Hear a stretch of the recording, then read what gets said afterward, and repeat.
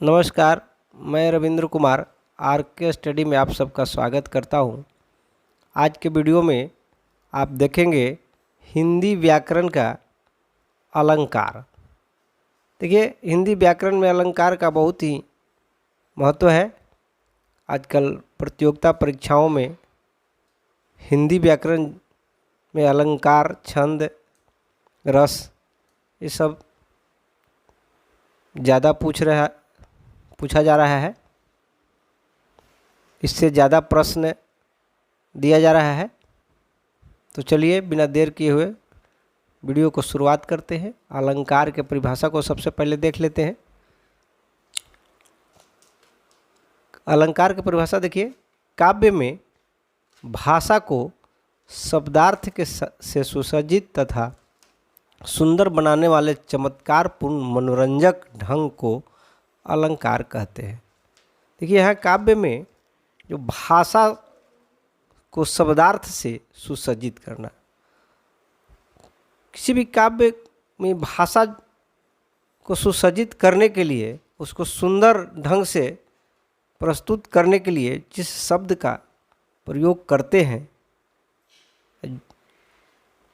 तो उसको अलंकार कहते हैं। उससे भाषा की गुणवत्ता को बढ़ जाता है, भाषा सुंदर और सुसज्जित हो जाता है।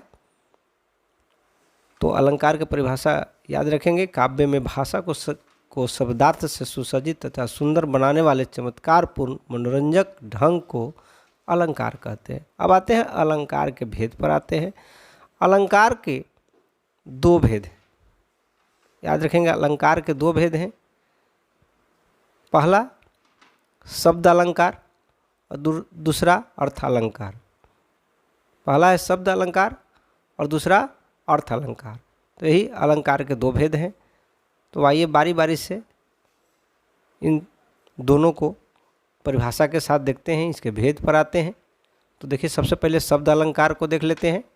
शब्द अलंकार देखिए, शब्द अलंकार की परिभाषा है जहाँ शब्दों के प्रयोग से सौंदर्य में वृद्धि होता है और काव्य में चमत्कार आ जाता है, वहाँ शब्द अलंकार माना जाता है। देखिए, काव्य में या कोई भाषा में जो शब्द के प्रयोग से उसमें सौंदर्य की वृद्धि हो जाता है, उसकी गुणवत्ता बढ़ जाता है, वो सुसज्जित हो जाता है, तो वह शब्द अलंकार कहा जाता है। तो जहाँ शब्दों के प्रयोग में सौंदर्य में वृद्धि होता है और काव्यों में चमत्कार आ जाता है, वहाँ शब्द अलंकार माना जाता है। अब आते हैं शब्द अलंकार के भेद पर आते हैं। शब्द अलंकार के तीन भेद हैं। तो याद रखेंगे कि शब्द अलंकार के तीन भेद हैं। बारी बारी से सबको बताएंगे।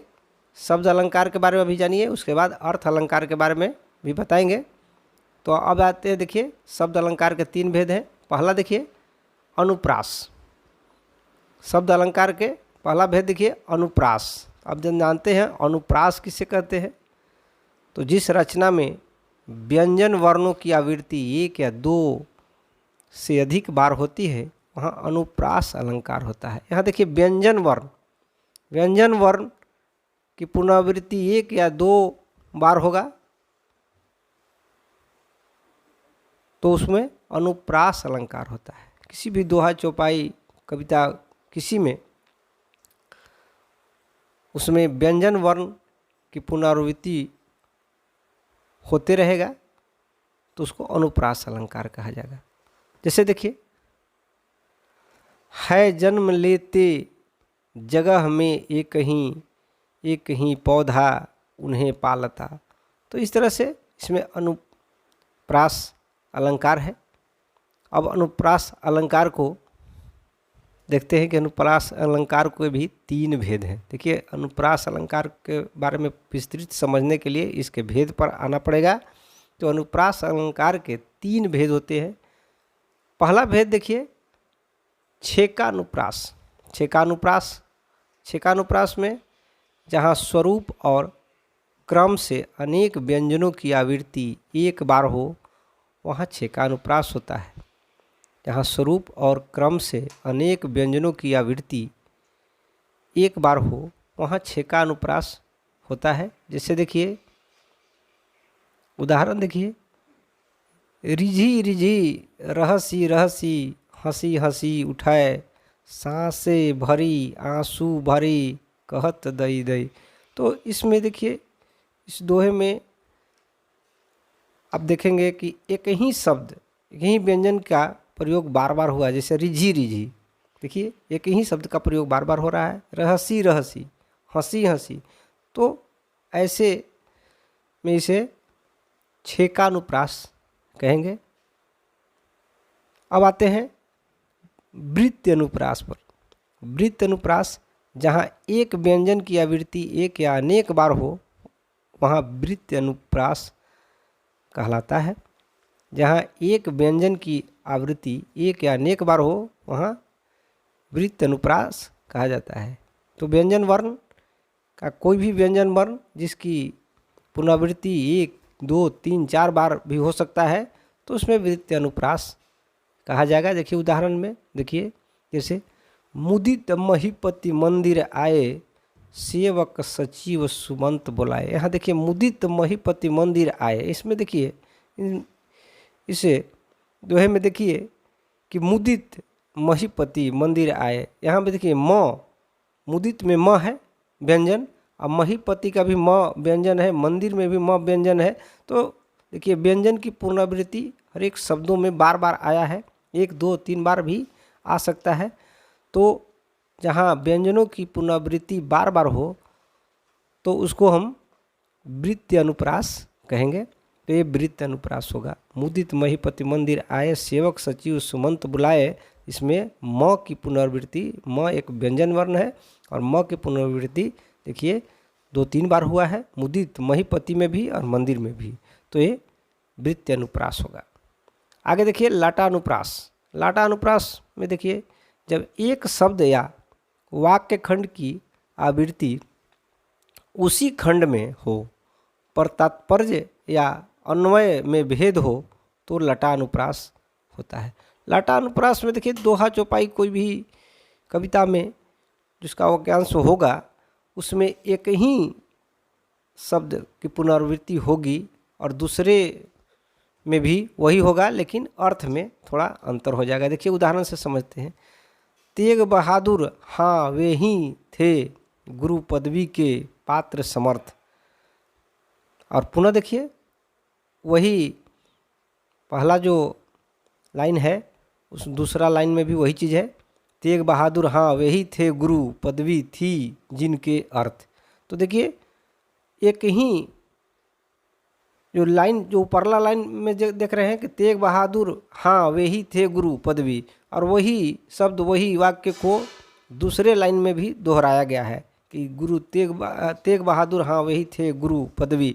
तो ये लाटानुप्रास में, लाटानुप्रास में जैसे वाक्यांश जो होगा वो दूसरे लाइन में, पहला लाइन से छोड़ करके दूसरे लाइन में भी वही होगा, लेकिन अर्थ में थोड़ा सा अंतर होगा। तो समझ लेंगे कि ये लाटानुप्रास है। लाटानुप्रास में जो पहला लाइन में होगा उसका दूसरा लाइन या तीसरा लाइन में भी दोहराया जाएगा, लेकिन उसके अर्थ में थोड़ा सा अंतर हो जाएंगे। तो यहाँ देखिए तेग बहादुर हाँ वे ही थे गुरु पदवी, और वही चीज़ देखिए दूसरे लाइन में है तेग बहादुर हाँ वे ही थे गुरु पदवी। तो ये लाटानुप्रास होगा। तेग बहादुर हाँ वे ही थे गुरु पदवी के पात्र समर्थ। और फिर देखिए तेग बहादुर हाँ वे ही थे गुरु पदवी थी उन जिनके अर्थ। तो ये दोनों में अर्थ में थोड़ा अंतर हो सकता है, लेकिन वाक्यांश जो होगा एक ही होगा। पहला लाइन में जो होगा और दूसरे लाइन में होगा तो उसको लाटानुप्रास कहेंगे। तो चलिए आगे देखते हैं, दूसरा पर आते हैं। शब्द अलंकार का ये दूसरा भेद है। तो शब्द अलंकार में सबसे पहले अनुप्रास देखें, और अनुप्रास का भी 3 भेद, छेकानुप्रास, वृत्ति अनुप्रास और लाटानुप्रास को देख लिए। अब देखिए दूसरा, देखिए शब्द अलंकार में दूसरा यमक है। यमक, यमक को याद रखेंगे। तो इस पर आते हैं यमक पर। जब कविता में एक ही शब्द 2 या 2 से अधिक बार आए और उसका अर्थ हर बार भिन्न हो, वहाँ यमक अलंकार होता है। देखिए जब कविता में, कविता दोहा चौपाई कुछ भी हो, उसमें एक ही शब्द बार बार एक ही शब्द एक से या दो से अधिक बार आए और दोनों बार उसके अर्थ में अंतर हो जाए। एक ही शब्द का दो बार आए या दो से अधिक भी बार आ सकता है, लेकिन अर्थ में अंतर हो जाएगा तो उसको यमक कहते हैं। जैसे उदाहरण में देखिए, उदाहरण है काली घटा का घमंड घटा। देखिए यहाँ काली घटा, यहाँ घटा है, और देखिए काली घटा यहाँ घटा शब्द हो गया, और का घमंड घटा तो दो एक ही शब्द घटा है, दो बार आया है। देखिए इस लाइन में घटा, काली घटा का घमंड घटा, देखिए घटा दो बार आया है, लेकिन दोनों में अर्थ में अंतर है। काली घटा का घमंड घटा, तो यहाँ काली घटा बादल से संबंधित है, तो वही घमंड को घटने से संबंधित इसका अर्थ हो रहा है। तो घटा जो शब्द है वो दो बार आया है कविता में, और वो दोनों का अर्थ अलग अलग है, तो इससे समझेंगे कि यह यमक होगा। चलिए आगे चलते हैं, तीसरा देखते हैं, तीसरा भेद शब्द अलंकार का। तो सलेश, तीसरा भेद है सलेश। जहाँ किसी शब्द का अनेक अर्थों में एक ही बार प्रयोग हो वहाँ सलेश अलंकार होता है। जहाँ किसी शब्द का अनेक अर्थों में एक ही बार प्रयोग हो वहाँ सलेश अलंकार होता है। चलिए उदाहरण को देखते हैं। रहीमन पानी राखिए बिन पानी सब सून, पानी गए न उबरे मोती मानुष चून। तो यहाँ देखिए, जहाँ किसी शब्द का अनेक अर्थों में एक ही बार प्रयोग होता है वहाँ सलेश अलंकार होता है। कोई शब्द है यहाँ, लेकिन उसका अर्थ अलग अलग प्रयोग है। रहीमन पानी, देखिए पानी राखिए, फिर देखिए बिन पानी, देखिए पानी का भी प्रयोग बार बार हुआ है, लेकिन अर्थ अलग अलग हो जा रहा है। तो रहीमन पानी राखिए बिन पानी सब सून, पानी गए न उबरे मोती मानुष चून। तो ये हो जाएगा सलेश अलंकार। अब आते हैं शब्द अलंकार के तीन भेद। अभी आप देखें तो तीन भेद में अनुप्रास, जिसका भी तीन भेद था, छिकानुप्रास, वृत्तानुप्रास और लटानुप्रास। और शब्द अलंकार का दूसरा भेद यमक देखे और तीसरा सलेश देखे। अब अर्थ अलंकार पर आते हैं। अर्थ अलंकार को देख लेते हैं, परिभाषा को देखते हैं। अर्थ अलंकार, जहाँ शब्दों के अर्थ से चमत्कार स्पष्ट हो वहाँ अर्थ अलंकार माना जाता है। यहाँ देखिए शब्दों में एक ऐसे अर्थ होगा जिससे उस दोहे चौपाई कविता को सुसज्जित करने में, उसकी सुंदरता बढ़ाने में जो मदद करेगा उसके अर्थ के द्वारा, तो उसको अर्थ अलंकार माना जाएगा। अब आते हैं अर्थ अलंकार के भेद पर। तो देखिए इनके भेद पर आते हैं। तो भेद यहाँ सबसे पहले अर्थ अलंकार कैसे, कई भेद हैं देखिए, तो एक एक करके हम देख लेते हैं। पहला देखिए उपमा। और अर्थ अलंकार के भेद में पहला उपमा है। उपमा में देखिए, जहाँ एक वस्तु या प्राणी का तुलना अत्यंत सदृश्य के कारण प्रसिद्ध वस्तु या प्राणी से की जाए वहाँ उपमा अलंकार होता है। जहाँ एक वस्तु या प्राणी का तुलना अत्यंत सदृश के कारण प्रसिद्ध वस्तु या प्राणी से की जाए वहाँ उपमा अलंकार होता है। तो उपमा अलंकार के बारे में जान लेते हैं कि उपमा अलंकार के चार तत्व होते हैं। उपमा के चार तत्व हैं। पहला तत्व देखिए उपमेय, जिसकी उपमा दी जाए, अर्थात जिसका वर्णन हो रहा है उसको उपमेय कहेंगे। जिसका वर्णन करते हैं, जिसका वर्णन कर रहे हैं उसको उपमेय कहेंगे। जिसकी उपमा दी जाए उसको उपमान कहा जाता है। और उपमान तथा उपमेय में पाए जाने वाला परस्पर समान गुण को साधारण धर्म कहा जाता है। उसके बाद देखिए उपमेय और उपमान में समानता प्रकट करने वाला शब्द को वाचक शब्द कहा जाता है। तो ये है उपमा के चार तत्व। तो उपमा के चार तत्व उपमेय, उपमान, साधारण धर्म और वाचक शब्द। वाचक शब्द के बारे में देखिए, उपमेय और उपमान के समान प्रकट करने वाला शब्द को वाचक शब्द कहा जाता है। देखिए कुछ वाचक शब्द यहाँ उदाहरण में दे दिए हैं। सम, ज्यों, सा, सी, तुल्य, नाई, ये सब शब्द वाचक शब्द है। तो यहाँ देखिए एक उदाहरण के रूप में दिखाते हैं। देखिए नवल सुंदर श्याम शरीर की, सजल निरदसी कल कांति की। तो देखिए नीरद सी, ये उपमा दिया गया है तो ये वाचक शब्द हो गया नीरद सी। देखिए पहले ही कहे हैं कि इन शब्दों में सम, ज्यों, सा, सी, तुल्य, नाई इत्यादि लगा रहता है। तो यहाँ देखिए इस दोहे में नवल सुंदर श्याम शरीर की सजल नीरद सी कल कांति की, तो यहाँ नीरद सी है, ये क्या है आपको वाचक शब्द हो गया है, तो याद रखेंगे।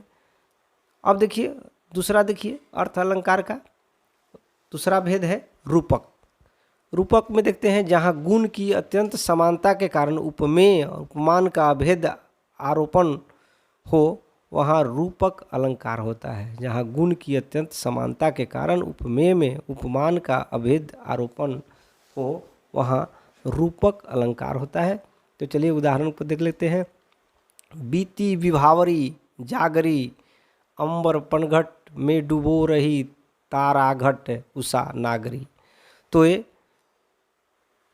इसमें रूपक अलंकार, ये जो इसमें रूपक अलंकार है तो याद रखेंगे कि बीती बिहारी जागरी अंबर पनघट में डुबो रही तारा घट उषा नागरी, यह रूपक अलंकार का उदाहरण है। अब आगे चलते हैं उत्प्रेक्षा, तीसरा अलंकार में चलते हैं।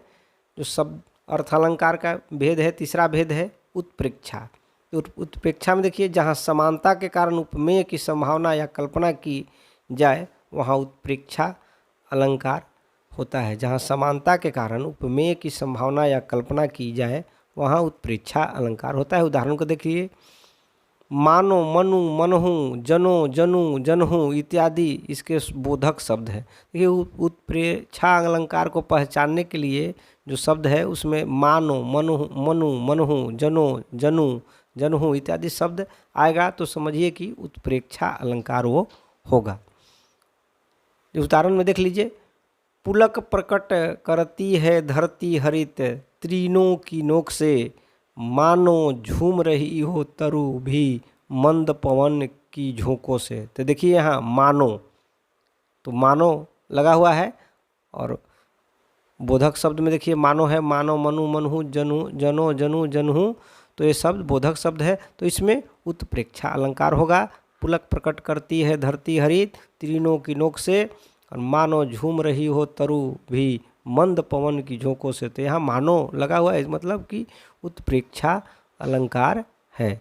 तो चलिए चौथा भेद पर चलते हैं।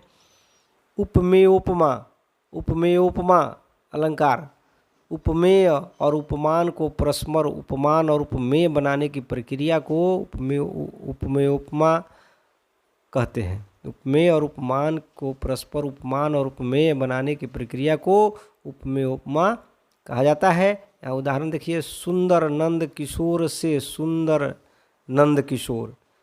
तो ये उपमा को ही उपमेय बनाया जा रहा है, उपमेय को उपमा बनाया जा रहा है, तो इसको उपमा उपमेय अलंकार कहेंगे, उपमेयोपमा अलंकार कहा जाएगा। अब आते हैं अतिशयोक्ति, पांचवा है अर्थालंकार का भेद में पांचवा अतिशयोक्ति। जहाँ उपमेय का वर्णन लोक सीमा से बढ़कर किया जाए वहाँ अतिशयोक्ति अलंकार होता है। अतिशयोक्ति अलंकार कहने का मतलब कि जहाँ तक सोचे नहीं हैं और वो काम हो जाए, यानी आपका सोच से भी आगे का काम हो जाए, उससे बढ़कर के हो जाए, आपके सोच का जो सीमा है उससे भी बढ़कर कोई काम हो जाता है तो उसमें अतिशयोक्ति अलंकार लगेगा। तो आगे देखिए उदाहरण देखिए, आगे नदियाँ पड़ी अपार घोड़ा कैसे उतरे उस पार, राणा ने सोचा इस पार तब तक चेतक उस पार। तो यहाँ देखिए इस दोहे में आप स्पष्ट देख सकते हैं कि राणा प्रताप अपने सोच ही रहे हैं कि आगे नदी है और उस नदी को पार कैसे किया जा सकता है, और ये सोच ही रहे तब तक उनका चेतक घोड़ा उस पार हो गया। तो उनके सोच की सीमा से भी ज़्यादा कुछ हो गया तो उसे क्या कहेंगे, अतिशयोक्ति। तो अतिशयोक्ति अलंकार में वही है कि अपने सोच की सीमा से भी बढ़कर कोई कार्य हो जाए तो अतिशयोक्ति अलंकार होगा। तो इसको पहचानने के लिए यही तरीका है कि अपने सोच की सीमा से ज़्यादा कुछ अगर हो जाता है, कविता, दोहे, चौपाई कुछ भी में, तो उसमें अतिशयोक्ति अलंकार होगा। आगे देखते हैं, छठा देखते हैं अर्थ अलंकार का छठा भेद उल्लेख। उल्लेख में जहाँ एक वस्तु का वर्णन अनेक प्रकार से किया जाए वहाँ उल्लेख अलंकार लगता है। उल्लेख अलंकार करने का अर्थ है कि किसी वस्तु का वर्णन कई तरह से किया जाए। किसी वस्तु का अगर वर्णन कर रहे हैं तो उसी वस्तु को कई उदाहरण के साथ कई तरह से उसको अगर उसी वस्तु का बखान किया जाए, उसी वस्तु का वर्णन किया जाए तो उसको में उल्लेख अलंकार होगा। उदाहरण को पर चलते हैं। उदाहरण पर देखिए, तू रूप है किरण में, सौंदर्य है सुमन में, तू प्राण है पवन में, विस्तार है गगन में। तो यहाँ देखिए एक किसी भी विषय वस्तु को लेकर के देखिए यहाँ पर उसका वर्णन किया जा रहा है और एक ही वस्तु के बारे में कई तरह से वर्णन किया जा रहा है। देखिए, तू रूप है किरण में एक वर्णन हो गया, दूसरा हो गया सौंदर्य है सुमन में, फिर देखिए तू प्राण है पवन में, विस्तार है गगन में। तो इस तरह से किसी एक वस्तु को मैटर बनाकर एक वस्तु को ही अलग अलग तरीके से उसको बताया जा रहा है, उसका बखान किया जा रहा है। तो ये हो जाएगा हमारा उल्लेख अलंकार। अब आते हैं सातवां पर आते हैं विरोधाभास अलंकार। विरोधाभास अलंकार में देखिए जहाँ विरोध न होते हुए भी विरोध का आभास दिया जाए वहाँ विरोधाभास अलंकार लगता है। देखिए वाक्य में या फिर सब दोहा चौपाई कविता जो भी है उसमें अगर विरोधाभास न होते हुए भी विरोध का आभास किया जाए तो उसे विरोधाभास अलंकार उसमें आता है। जैसे देखिए, आग हूँ जिससे लुढ़कते बिंदु हिम जल के, तो इसमें विरोधाभास न रहते हुए विरोधाभास का आभास हो तो उसमें विरोधाभास अलंकार लगता है। देखिए यहाँ, आग हूँ जिससे लुढ़कते बिंदु हिम जल के, शून्य हूँ जिससे बिछे हैं पांवरे पल के। तो इसमें विरोधाभास अलंकार होगा। आठवां देखिए दृष्टांत। आठवां अर्थ अलंकार में दृष्टांत है जहाँ उपमेय और उपमान तथा अनेक साधारण धर्मों में बिंब प्रतिबिंब भाव हो वहाँ दृष्टांत अलंकार होता है।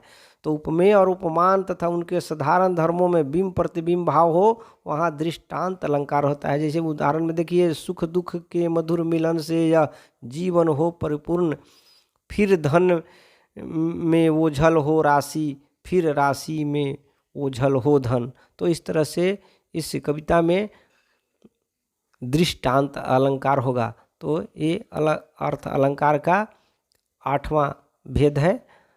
अब नवा भेद पर देखते हैं स्वभावोक्ति अलंकार। स्वभावोक्ति अलंकार अर्थालंकार का ये नवा भेद है और अंतिम भेद है।